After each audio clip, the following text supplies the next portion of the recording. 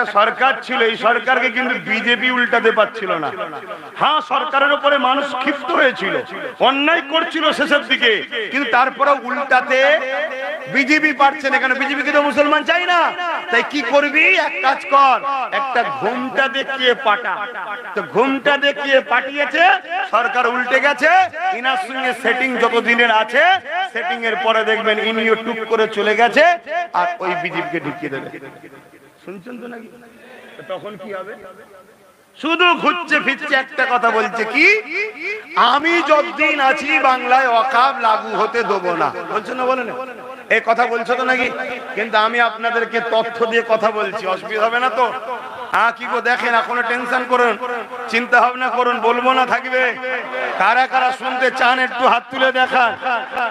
আলহামদুলিল্লাহ। হ্যাঁ, জান খুলে তাকবীর দেন, নারে তাকবীর, নারে তাকবীর। হ্যাঁ, তাকবীর দিলে শয়তান পালায়। আমাদের মাথায় সব শয়তান বসে আছে, তাকবীর দিয়েই তাড়াতে হবে। শুনছেন না? শুনেন না? হ্যাঁ, তুমি আমার মসজিদের দুশ্মনী করবে, তোমায় আমি ছেড়ে দেবো? হ্যাঁ, তুমি যদি বলো আমার কাছে পাওয়ার আছে, রেখে দিকে যা তোর পাওয়ার, একটা ফুসকুড়ি দেবে আল্লাহ, ফুসকুড়িটা সারাবার ক্ষমতা নেই। শুনছেন না? শুনেন না? একটা ফুসকুড়ি দেবে, শুধু ফুসকুড়ি, ওই ফুসকুড়িটা সারাবার ক্ষমতা পৃথিবীর কারণে। শুনছেন না? শোনেন নে? ওই ফুসকুড়িতেই চুলকে চুলকে ঘা, ঘা এর পরে ক্যান্সার, ক্যান্সারের পরে একদম। শুনছেন তো নাকি? আমরা সেই আল্লাহর ভরসায় চলি। আমাদের আগেও গাড়ি থাকে না, পিছনেও গাড়ি থাকে না। আমরা কোনো পাহারাদার আমাদের পিছনে নেই। আমরা কোনো পুলিশের উপরে ভর করে সমাজের মানুষের উপরে জুলুম করি না।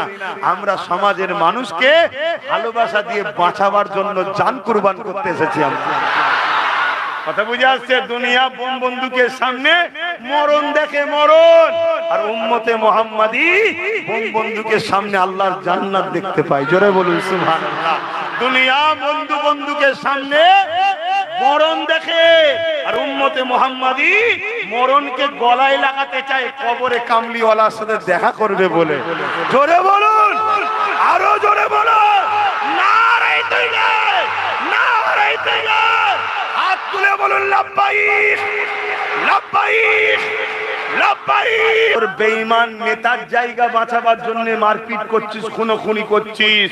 তুই যদি সত্যি মুসলমান হতিস, তোর নবীর দ্বীনের জন্য মারপিট করেছিস। কথা বল, কথা বলছেন?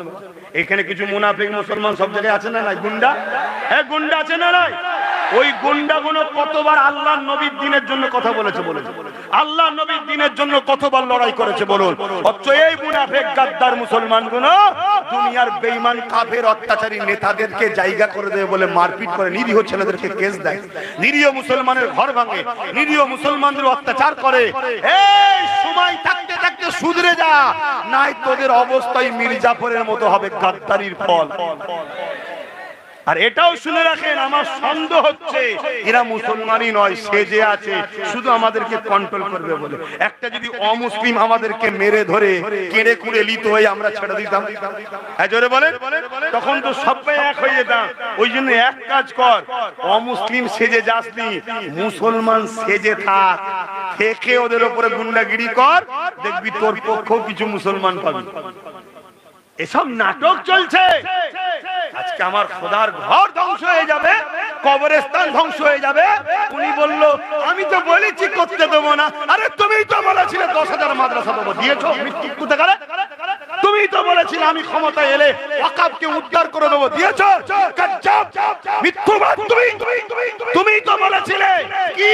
তুমি তো বলেছিলে যে কি বলে আলিয়া মাদ্রাসা ইউনিভার্সিটি করে দেবো, মাদ্রাসার নামটা তো তুমি তুলে দিলে। তোমার কোন কথাটা বিশ্বাস করবো বলো? সিস্টেমে ছাড়া কখনো হয় না, সিস্টেমে আগাতে হবে। কি করা দরকার? রাজ্য সরকার যদি সত্যি আমাদের দরদি হতো, তাহলে দিল্লি চলে যাও না বলে একটা কাজ করতো। কি কাজ করতো? যেটা অন্য রাজ্য করেছে, যেমন তেলেঙ্গানা, মাত্র 5 থেকে 6% মুসলমান সেখানে। এই বলো, তেলেঙ্গানা সরকারের কি মুসলমানের ভোটের দরকার আছে? 5-6% ভোট কি আছে? এখানে তো 40%। শুনছেন না? শোনেন না? তাহলে 5 থেকে 6% ভোট সেই তেলেঙ্গানা সরকার নিন্দা বিল পাস করে সুপ্রিম কোর্টে সরকার কেস করেছে। আমাদের সরকার কেস করেছে। কথা বলছে না তো? কত বড় তাহলে ধোঁকা দিচ্ছে, যে ধোঁকা আমাদেরকে দিয়ে দিয়ে দিয়ে দিয়ে এই জায়গায় নিয়ে এসেছে। কি আজকে আমাদের স্কুলের বেটিদের ঘরে স্কুলে গেলে বাচ্চা বাচ্চা বেটিদের ঘরে জোর করে বলছে জয় শ্রীরাম। এই বাংলায় হচ্ছে না? আজকে এই বাংলাতে কি হচ্ছে? প্যান্ট পরিয়ে খালি গায়ে লাঠি নিয়ে মুসলমানদের উপরে জুলুম করা হচ্ছে না? হয়নি? এই বাংলাতে অহরহ ঘটনা, আনিস খানকে ছাদ থেকে ফেলে দিল এই বাংলায়, এমন করে আবু সিদ্দিককে মেরে দিল এই বাংলায়। মুসলমানদের উপর অত্যাচার শুরু হয়েছে না? হয়নি? আরে হাওয়াটা ওঠে বঙ্গোপসাগর থেকে, এই উড়িষ্যায় ঝামেলাটা আগে হয়, লন্ডভন্ড উড়িষ্যায় আগে হয়, তারপরেও বাংলায় আসে না? আসে না? এখানে অত্যাচার উত্তরপ্রদেশ অন্য জায়গায় আগে হচ্ছে, কিন্তু আস্তে আস্তে বাংলাতেও আসছে না? আসে না? শুধুমাত্র আমাদেরকে ঘুমটা দিয়ে ঠান্ডা করে রেখেছে, আর অপর দিকে গ্রামে গ্রামে গ্রামে গ্রামে গ্রামে সংগঠন বাড়ছে। শুনছেন না? শুনছেন? সংগঠন বাড়ছে। একটা দিন আসবে সংগঠন যখন পুরো ক্যাপচার করে নেবে, দেখবেন টুক করে কেজরিওয়ালের মতো সরে যাবে, দেখবেন ব্যাস। তখন কি হবে বলেন? এমনি আমি বলেছিলাম 2021-এ যে একটা চেয়ারের পায়া কর, এমনি বলেছিলাম। গাল দিয়েছিলেন তো অনেকে? হ্যাঁ, অনেকে গাল দিয়েছিল তো নাকি? বলুন, একটা চেয়ারের পায়া যদি আজকে থাকতো, ধরুন যে বসে আছে সেই বসে আছে, কথা বল সেই থাক। আরে আমাদের বসার শখ নেই, থাকেন না আপনি, কে মানা করে?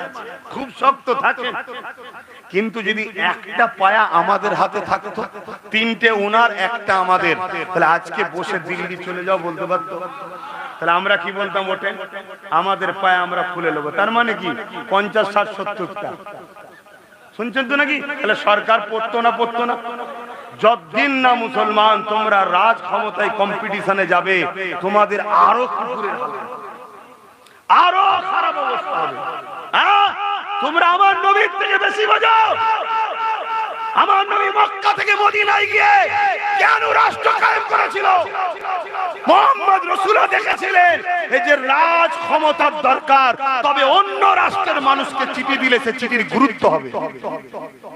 আজকে আমাদের মোল্লারা, আমাদের মৌলী সাহেবরা, আমাদের পীর পীরজাদারা সব থেকে বড় ক্ষতি তো তারা করেছে যারা বলে রাজনীতি করি না, অথচ নেতাদের সঙ্গে ফটো তোলে। এরা হলো সব থেকে বড় গাদ্দার আমাদের। তো যখন রাজনীতিতে এত অ্যালার্জি, তাহলে ফটো তুলতে গেছিস কেন? তোর ফটোটা দেখে নিরীহ মানুষগুলো মনে করে যে আরে আমাদের ইমাম সাহেব, আমাদের মুফতি সাহেব, আমাদের হুজুর, আমাদের মাওলানা যখন আছে, চলো এ মনে হয় ভালো মানুষ, শয়তানকেও ভালো মনে করছে তোকে দেখে। কি গো, কথা বুকে ব্যথা হচ্ছে নাকি?